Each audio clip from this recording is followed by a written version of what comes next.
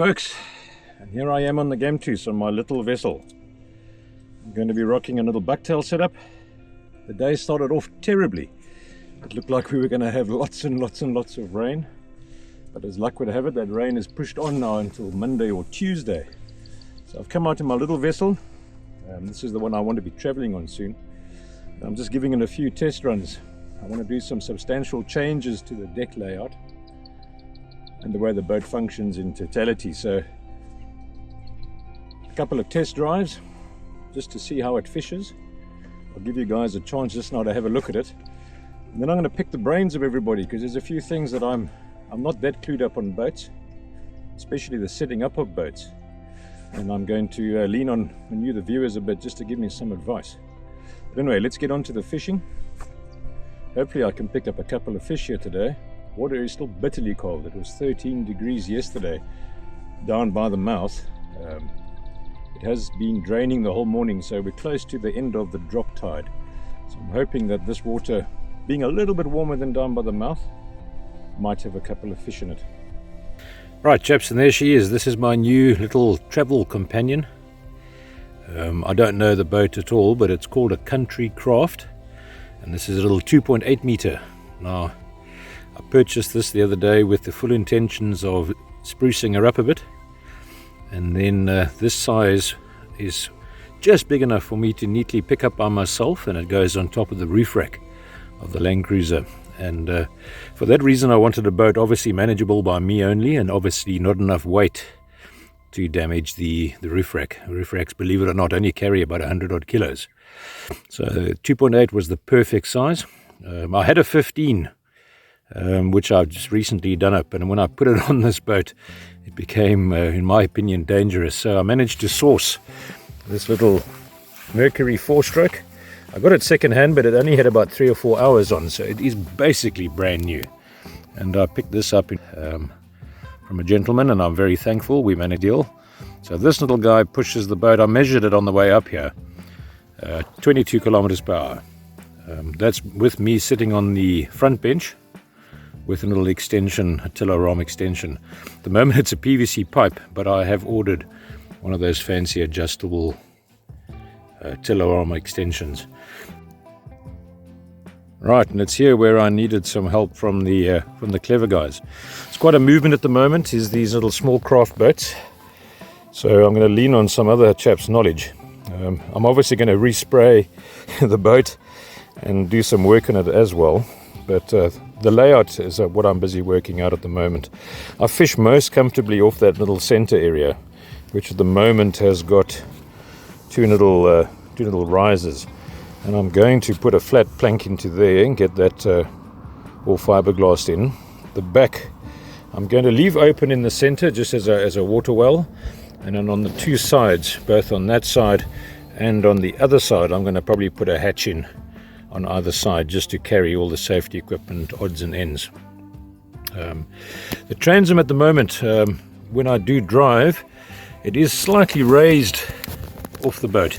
You can probably see here it's slightly raised, not too much, probably only about 5 or 6 centimeters, but at the moment quite a lot of water splashes up on either side, and where the rods lean over there, they get wet. So those guys that know how to set up boats correctly, do I need to lower that transom, raise it? I'd be quite interested in some help there. Then the bench seats, I'm going to probably put a fishing stool, one over here and one over here. The boat comfortably carries 2 people. I've had both myself and the wife on it. The speed goes down quite a bit, but it comfortably carries 2 people fishing as well. One can stand on the front deck here and one on the other. So my intention is to put one stool, upright stool here like the bass boats, and one in here, probably using the seats on either side to brace it in. Then I've also got an electric motor for this boat, and I'm a bit torn as to where to put that on the bow and create a platform for the electric motor to fit onto the bow here, or whether I make space and put it on the back. I've also got the battery to consider as well. Mind you, with these days with the lithium batteries, they're quite a bit lighter. So the color scheme that I've chosen, the yellow unfortunately will go, and just so that it hides all the river ash and the muddy waters, I'm probably going to make the bottom a army brown and the top black or dark grey. And the same will be with the EVA carpeting. I'll do the whole inside of the boat. I don't like banging around and making noise, so the whole inside of the boat I'm probably going to make an EVA carpeting, which is either going to be dark grey, or probably will be dark grey. I'll have no railings on the boat. On the top of the gunnels on either side, I'm actually going to put some of that high density plastic in, probably in a black, and that will help just slide it onto the roof rack, because it'll be me alone. Anchor I've got sorted. Fuel tank, I've got a 22 litre fuel tank, which is probably going to be a bit of an overkill, because in the front here I was thinking of putting a little poop deck in, just flattening out the deck as well, and I need a fuel tank that will go underneath it. At the moment you can see the front of the fuel tank actually rises slightly higher than the boat shape would allow me when I want to put a flat deck in. So I'll probably go to a little 10 litre tank. I think that'll be more than enough for a day's fishing on this vessel. It uses very little petrol, this motor. So the next problem I've got is to find a place for my fishing rods. I normally carry 3 or 4 fishing rods with me when I spin, and I'm going to be watching a bit of YouTube, looking at those Smallcraft vessels and just see how they store their fishing rods when they're not fishing. But what I don't want is rods in some sort of a upright stand, either on the side or the back of the boat. And what I'm leaning to is something that goes onto the gunnel. It's got a clip on from the inside that can then either come out or at an angle, with the rods sort of down the length of the boat, just to keep them out of harm's way. Must be something secure that I can either remove or fold back into the boat when I'm traveling at my breakneck speeds. But at the moment, as they are there, one, they get wet at the back from that motor kicking up a bit of water, as I mentioned. Doesn't come into the boat, but if I hang the boats over the back, the butt sections take on some water and it spills onto the reel.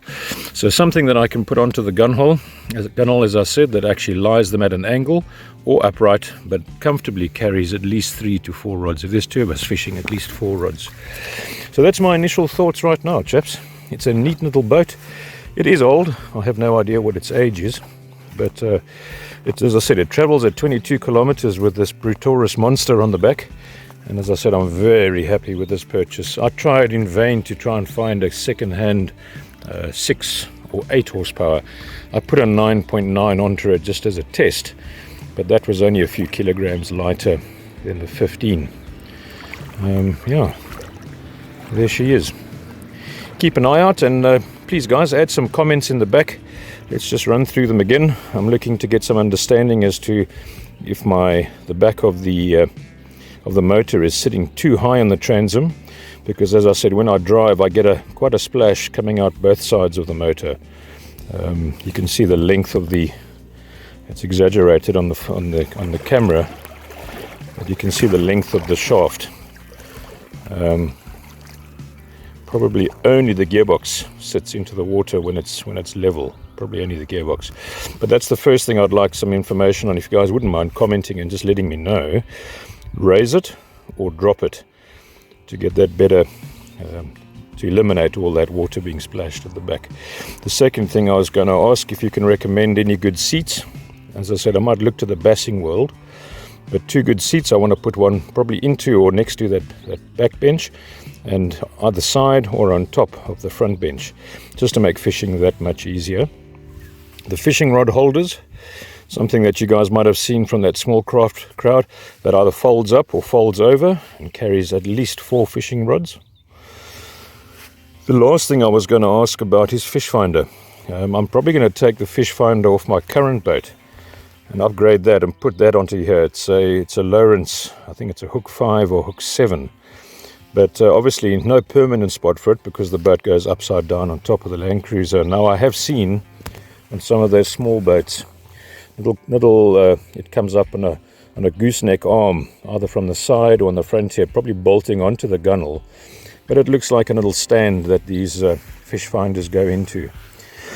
So yeah, if you could recommend where I could find those, and then I will be putting on my Lowrance onto this boat and then upgrading my big boat's fish finder. And that's about it, guys. The boat has been blooded. I've caught a few small fish off it. I'm out today just to recce.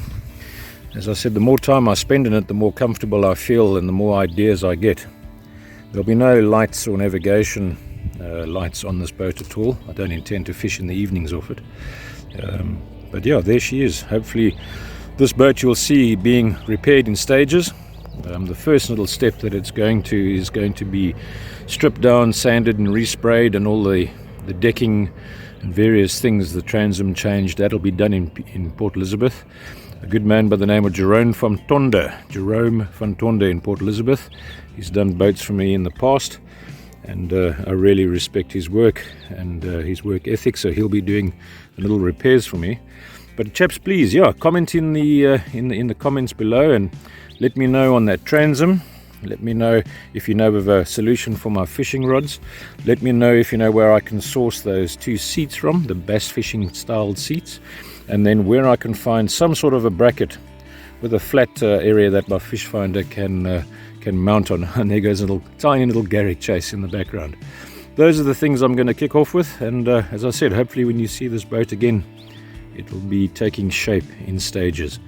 Right, let's get back onto the water and see if there's any fish about. Alright guys, I'm in a bit of a secret location here, throwing top water, and I've had two smashes at my lure, and it's going to be a little Garrick.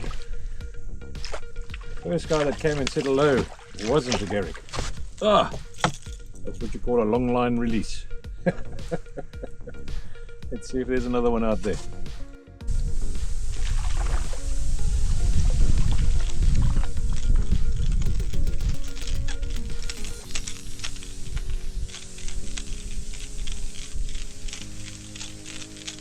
Right folks, and there we go.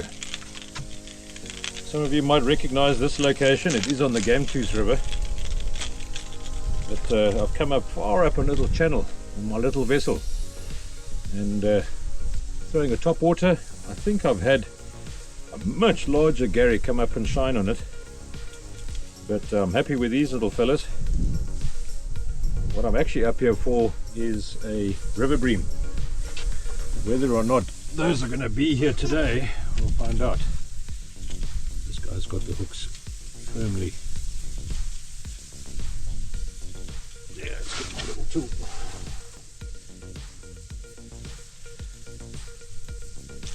Alright, there we go. So this is right up a little channel. For those of you that know where it is, it's the Loeriespruit. It's full of these little guys on a cold winter's day. But what I'm hoping for is a River Bream. So I've come up probably about 1 kilometer up the channel. I can with this little boat. I'll let this guy go.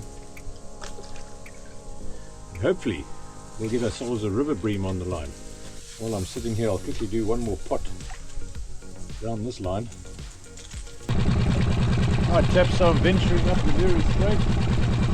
I probably caught about 3 or 4 Garricks along the way up here. But what I'm really after is a Bream. I used to venture right up the Gamtoos River past the always on almost to be work. Some farmer has decided to put two weirs across the water there. It's rather disappointing. I don't know how legal that is. But yeah, no more trips upriver to there. So I come up the Loeriespruit just for interest's sake. I'm going to see how far I can venture up here. The Spruit itself is quite deep. It's getting a bit pinched and narrow now, but I just caught a Garrick probably about 20-30 meters back. There's still fish up here. Although it's quite narrow, it's pretty deep. It's probably about 1.5 meters, 2 meters deep here. I'm just going to see what's around this next little corner, and then call it quits. There's the outgoing tide now, so there's quite a strong current in here.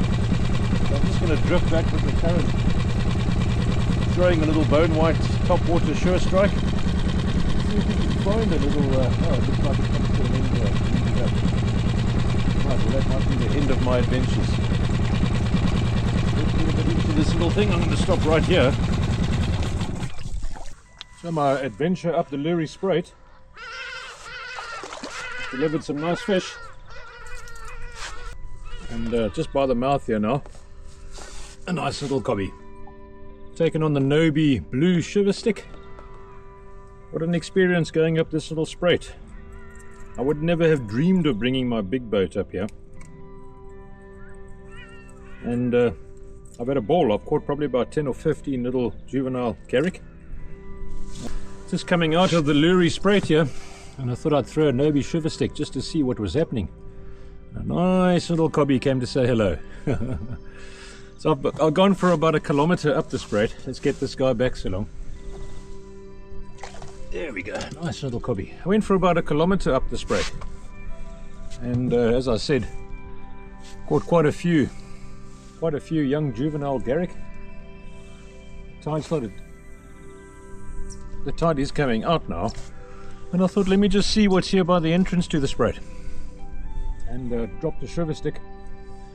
My most favorite bite, as it was on its way down, I just saw the line get a little bit of a twitch. The next minute I was on with a nice little cobby. This is what I'm looking forward to on this little boat, is adventures. As I said earlier, this fits on top of my roof rack, a good old Land Cruiser. And the idea is to take midweek breaks, long weekend breaks, and visit some of the stunning rivers that are in our Eastern Cape area. Places where you wouldn't normally want to tow your big boats. Have the hassle of things breaking, flat tires, and the likes. So this little boat and we're going to travel. You will see some exercises in the summer months coming up. I'm hoping to get it all sorted before then. Let's see what happens.